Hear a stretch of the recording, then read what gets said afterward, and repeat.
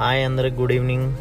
మన రాజమండ్రి పెట్రోల్ పరిస్థితి చూస్తే లీటర్ 116 రూపాయలు ఉంది.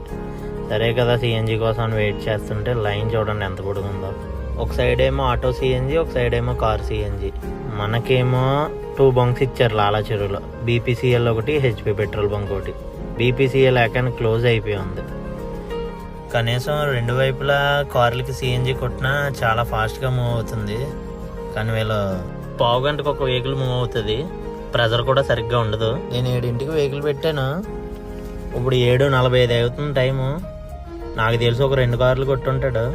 లాంగ్ జర్నీ చేసే వాళ్ళు ఉంటే తప్పనిసరిగా వెయిట్ చేసి కొట్టించుకొని వెళ్ళండి సిఎన్జి. ఎందుకంటే లీటర్ పెట్రోల్ 116 రూపాయలు. అది దృష్టిలో పెట్టుకొని సిఎన్జి కోసం వెయిట్ చేయాల్సిందే, తప్పదు మనకి కష్టాలు.